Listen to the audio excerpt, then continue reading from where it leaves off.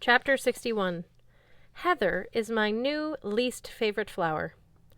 I didn't think anything could be worse than our fishing expedition with Harold. I was wrong. As soon as we left the harbor, the sky darkened. The water turned as black as squid ink. Through the haze of snow, the shoreline of Boston morphed into something primeval, the way it might have looked when Schooner's descendant first sailed his longship up the Charles. Downtown was reduced to a few gray hills.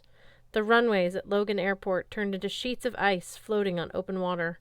Islands sank and rose around us like a time-lapse video of the last 2 millennia. It occurred to me that I might be looking at a future rather than a past, the way Boston would appear after Ragnarok. I decided to keep that to myself. In the quiet of the bay, Gjallar's outboard motor made an obscene amount of noise, rattling, growling, and coughing smoke as our boat cut through the water. Any monsters within a 5-mile radius would know where to find us. At the prow, Fjallar kept watch, occasionally shouting warnings to his brother. "Rocks to port! Iceberg to starboard! Kraken at 2 o'clock!" None of that helped calm my nerves. Cert had promised we would meet tonight.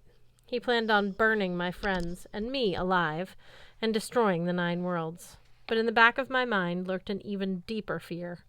I was about to meet the wolf at last.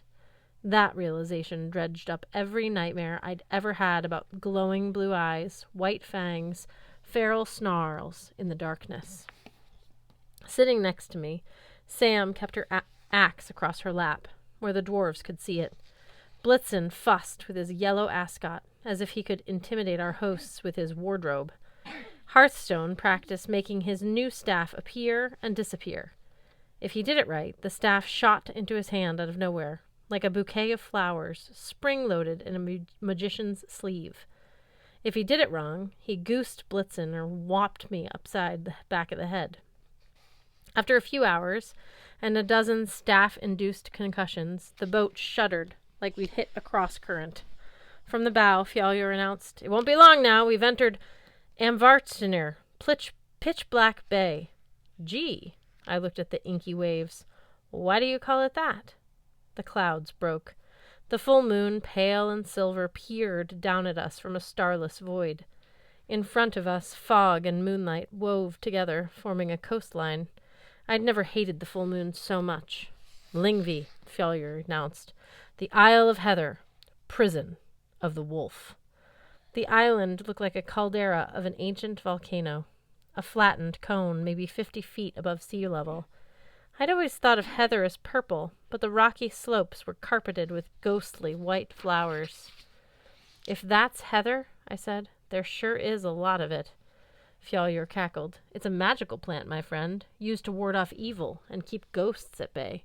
What better prison for Fenris Wolf than an island entirely ringed with this stuff?" Sam rose. "If Fenris is as big as I've heard, shouldn't we be able to see him by now?" "Oh, no," Fjallar said. "You have to go ashore for that. Fenris lies bound in the center of the island like a runestone in a bowl." I glanced at Hearthstone. I doubted he could read Fjallar's lips behind that bushy beard, but I didn't like the reference to a runestone in a bowl. I remembered the other meaning of Pertho, a dice-rolling cup. I didn't want to run blindly into that caldera and hope for Yahtzee.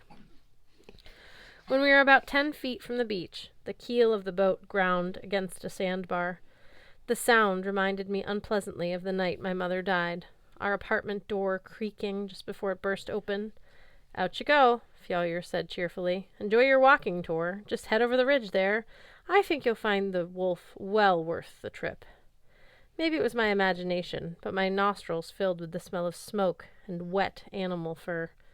My new energy heart was testing the limits of how fast it could beat. If it hadn't been for my friends, I'm not sure I would have had the courage to disembark. Hearthstone leapt over the side first. Sam and Blitzen followed.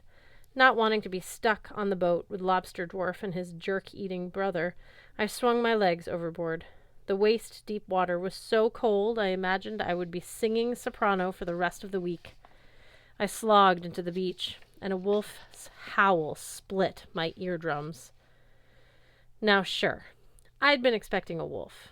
Ever since childhood, wolves had terrified me.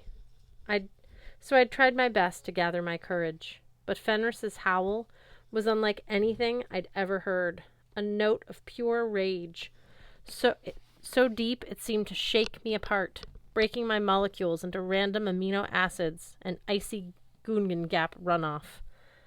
Safe in their boat, the two dwarves cackled with glee. I should have mentioned, Fjallir called us. The ride back is a little more expensive. All your valuables, please. Gather them together in one of your bags. Toss them to me, otherwise we'll leave you here. Blitzen cursed. They'll leave us here anyway. That's what they do. At the moment, heading inland to confront Fenris Wolf was very low on my wish list. At the top of my wish list was cry and plead for the treacherous dwarves to take me back to Boston. My voice quavered, but I tried to act more courageous than I felt. Get lost, I told the dwarves. We don't need you anymore. Fjallir and Gjallir exchanged looks. Already their boat was drifting farther away. Didn't you hear the wolf? Fjallir spoke more slowly, as if he'd overestimated my intelligence. You're stuck on that island with Fenris. That's a bad thing. Yeah, we know, I said. The wolf will eat you, Fjallir cried. Bound or not, he will eat you. At dawn the island will disappear and take you with it. Thanks for the lift, I said. Pleasant trip back. Fjallir flung up his hands. Idiots. Suit yourself. We'll collect your valuables from your skeletal remains next year. Come on, Gjallir. Back to the docks. We might have time to pick up another load of tourists. Gjallir revved the motor. The long ship turned and disappeared into the darkness. I faced my friends. I got the feeling they wouldn't mind another rousing speech like, we're a family of empty cups and we will dominate. Well, I said, after running from an army of dwarves, facing a monster squirrel, killing 3 giant sisters, and butchering a pair of talking goats, how bad can Fenris Wolf be? Very bad, Sam and Blitz said in unison. Hearthstone made 2 okay signs, crossed them at the wrists, and flicked them apart. The sign for awful. Right. I pulled my sword from pendant form. The blade's glow made the heather look even paler and more ghostly. Jack, you ready? Dude, said the sword. I was forged ready. Still, I get the feeling we're walking into a trap here. Show of hands, I asked my friends. Is anybody surprised by that? Nobody raised their hand. Oh, okay, cool, said Jack. As long as you realize you'll probably all die in agony and start Ragnarok, I'm down. Let's do this.